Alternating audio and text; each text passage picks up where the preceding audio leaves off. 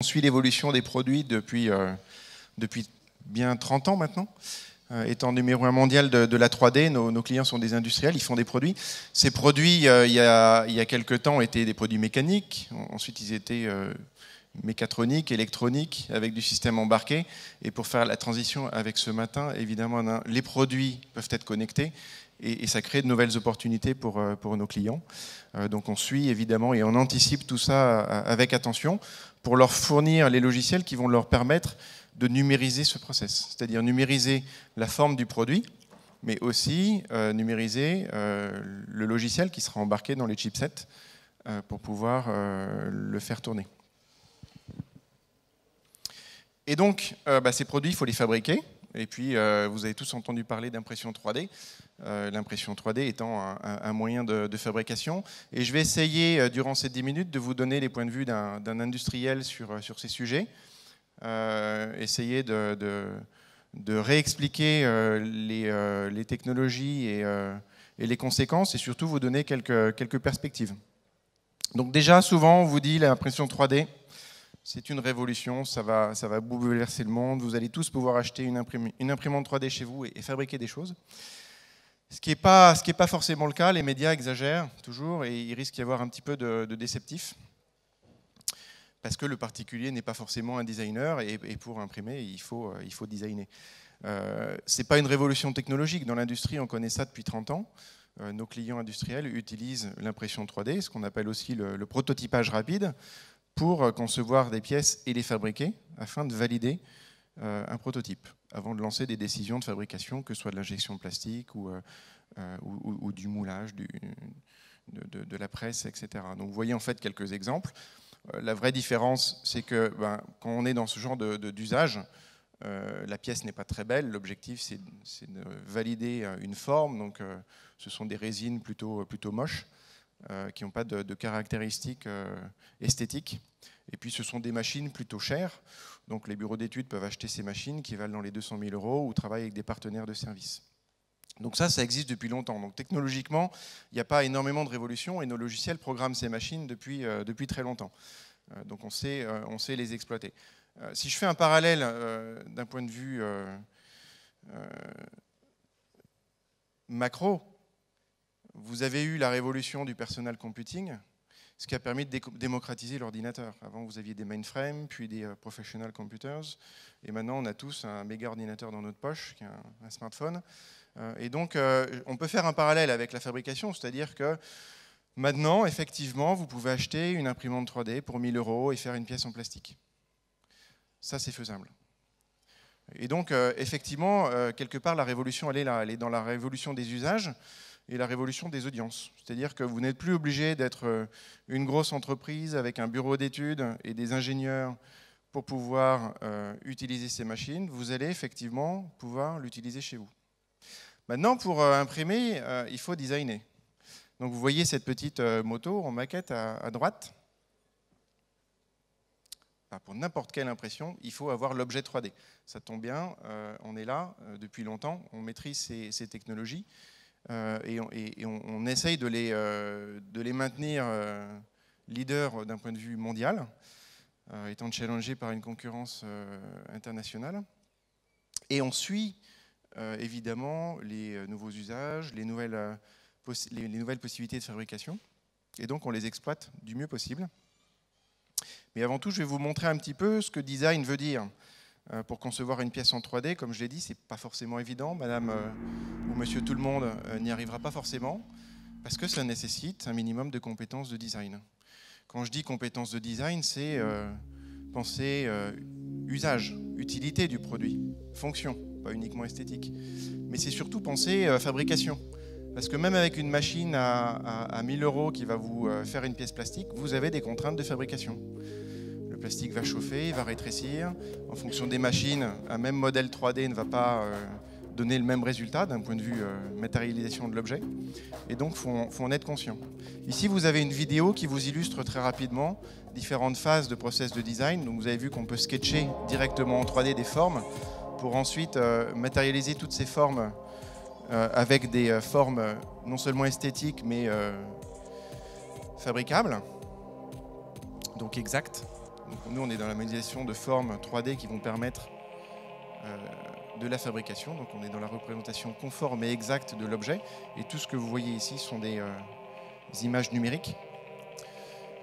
Donc, ça va des formes mécaniques, des formes externes du véhicule, incluant tous les tests qu'on peut faire de réflexion pour s'assurer que les courbes de l'objet soient les plus esthétiques possibles quand elles passent sous un lampadaire. Évidemment, on va modéliser l'ensemble des détails de l'objet, incluant les simulations de lumière, comment en fait votre écran de moto va être rétroéclairé pour optimiser ce design. Donc le processus de design est un processus itératif où vous designez, vous simulez, vous fabriquez et souvent vous avez à modifier votre design pour l'optimiser. Et c'est en fait, c'est vraiment là notre positionnement. L'intérêt avec l'impression 3D ou la fabrication additive au sens large, c'est qu'on est capable de fabriquer des pièces qui n'étaient pas fabricables autrement.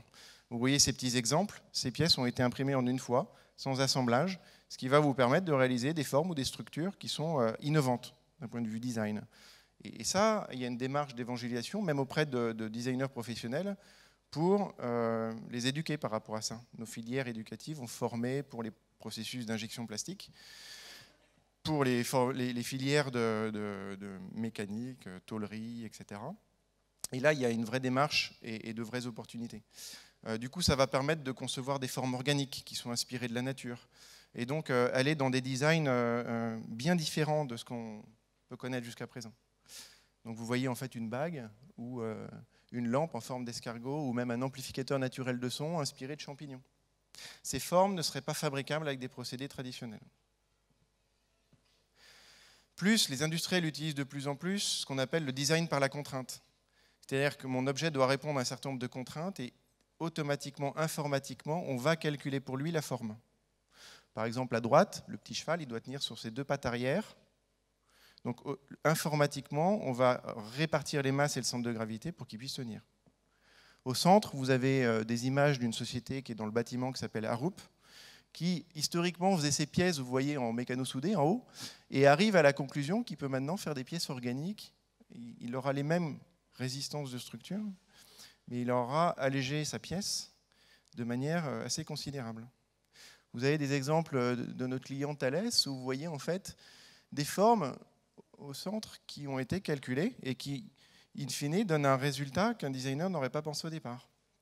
Ou même des patterns. Vous voyez en fait à gauche une pièce qui est vidée et qui est en fait structurée à l'intérieur à partir de patterns, ce qui va permettre d'optimiser le poids. Donc dans l'industrie aéronautique, par exemple, ce sont des contraintes fortes, donc ils exploitent énormément. Et évidemment, ils ne vont pas imprimer en plastique sur des machines à 1000 €, mais ils vont imprimer en titane sur des machines professionnelles ou en aluminium. Donc il y a une vraie révolution dans les formes et dans la façon de designer. L'impression 3D permet l'ultra-personnalisation, puisqu'il n'y a pas de moule et d'investissement massif au départ. Chaque pièce différente me coûtera à peu près le même prix. Le prix sera en fonction du matériau et du volume de la pièce. Et donc là, on avait un projet de hard toy où vous pouviez configurer en ligne votre personnage pour, in fine, avec des millions de combinaisons, chacun reçoit son personnage à l'identique. Je disais, ces machines étant plus accessibles, effectivement, on a un public plus large. Alors, c'est peut-être pas le consommateur final, mais en tout cas, il y a tout un mouvement de makers qui viennent dans des Fab Labs pour faire des choses. On a un Fab Lab sur notre campus. Vous êtes bienvenus depuis longtemps et on encourage et on supporte l'installation de Fab Lab localement. Donc certains disent que ça va relocaliser l'industrie, en tout cas partiellement. Ça permet, c'est un rôle éducatif pour former les gens à la conception. Ça permet de traiter tout un tas de scénarios d'usage. Concrètement, un des usages qui est le plus souvent utilisé, c'est l'usage de la pièce cassée. Vous avez une pièce en plastique cassée chez vous, c'est un bon moyen de la réparer et de la transformer du reste pour qu'elle ne casse plus. Mais aussi, vous avez des usages éducatifs, des usages de jeunes maintenant qui sont capables de fabriquer un produit, ce qui était juste encore pas possible il y a 5 ans.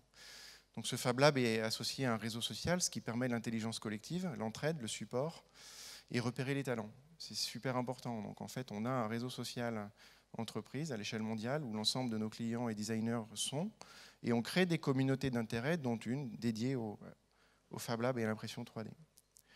une dernière vidéo qui vous montre un exemple de ce qui est possible. C'est-à-dire qu'on a 2 jeunes qui sont venus dans notre Fab Lab avec une idée d'un projet. Ils ont designé sur CATIA un drone. L'ensemble des pièces ont été designées en 3D et ces jeunes sont venus au Fab Lab régulièrement imprimer leurs différentes pièces. Donc vous voyez une imprimante 3D entrée de gamme qui permet de réaliser des petites pièces plastiques. Ils ont fait leur assemblage, ils ont récupéré sur Internet des composants électroniques open source. Donc en tout et pour tout, ça a dû leur coûter une centaine d'euros. Il y a eu énormément d'entraide à travers le réseau social et des gens qui leur ont donné des informations, des tuyaux. Donc l'aspect support collectif est très important sur ces sujets-là, l'innovation ouverte. Et en final, leur projet, ils volent. C'est-à-dire que bon, nous, on aime bien l'aéronautique, on a 100% du marché aéronautique mondial, donc c'est un peu dans nos gènes. On a du coup fait le premier vol du drone de ces jeunes en réunissant tous nos employés au milieu du campus. Le président est venu faire un petit pitch comme un premier vol d'avion. Seulement, ce drone, il a été réalisé en plastique, conçu par des jeunes. Donc c'est un vrai espoir pour en fait nos futurs jeunes qui vont pouvoir du coup réaliser leurs produits. Historiquement, ce n'était pas possible.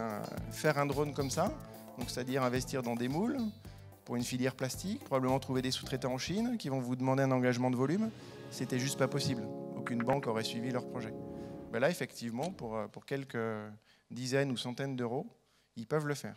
Et donc, on peut vraiment maintenant passer du prototypage à la petite série. Il y a un modèle économique qui commence à être viable, les prix baissant. Donc, cette révolution, finalement, elle est vraiment dans les audiences.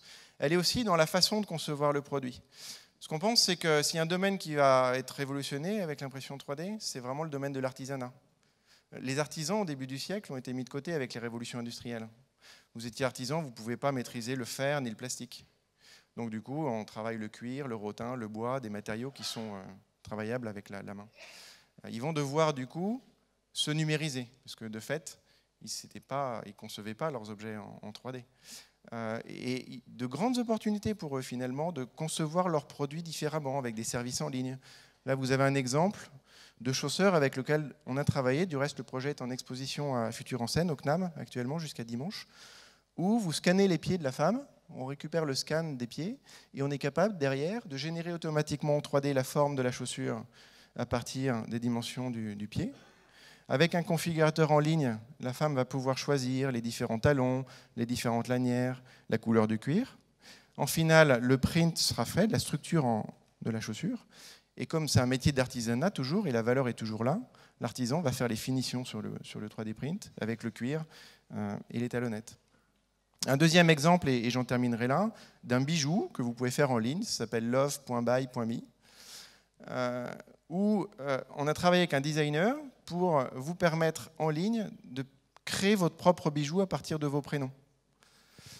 C'est important parce que ça veut dire que le consommateur devient acteur du produit. Et pour vous, les marques, être dans l'unicité, être dans l'ultra-personnalisation, créer un lien avec le consommateur, c'est quelque chose d'important.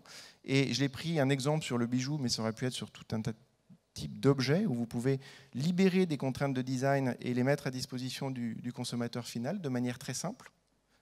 Maintenant, c'est des choses possibles. Donc le scénario, c'est en ligne, vous entrez 2 prénoms, ça va créer automatiquement sur nos serveurs en 3D un bijou en forme de cœur. Ce modèle 3D vous sera visualisé sur un simple navigateur, aucune installation logicielle, très simple. Le client va pouvoir associer la matière à l'objet numérique. Il va choisir, est-ce que je le veux en argent massif ou en plastique ou en polyamide. Et puis derrière, il sera fabriqué après paiement en ligne et expédié. Donc ça transforme la façon à laquelle on appréhende l'objet, le produit, et ça ouvre tout un tas de possibles qui sont possibles grâce au numérique. Et si vous avez en fait une caméra, juste pour terminer, je vous montre ce que ça peut donner, mais on est capable du coup, contrairement à ce que je vous ai montré au tout début avec des résines très moches et très jaunes, de réaliser des produits finis. Donc là, ce bijou est en argent massif. Donc du coup, il est vendable directement aux consommateurs. Voilà, donc pour résumer, énormément d'opportunités. Il y a des ruptures. Ce n'est pas forcément la révolution qu'on vous clame. Mais c'est clair qu'il y a des vraies révolutions d'usage, d'audience, des vraies opportunités pour penser vos produits différemment avec le numérique. On a un gros réseau social qui permet de connecter les professionnels, les marques, voire les makers qui souhaitent du coup interagir avec des fabricants de machines, avec des designers. Vous pouvez le rejoindre, c'est gratuit. Et vous pouvez connecter avec moi sur le net. Je suis dispo pour toute réponse. Merci à vous.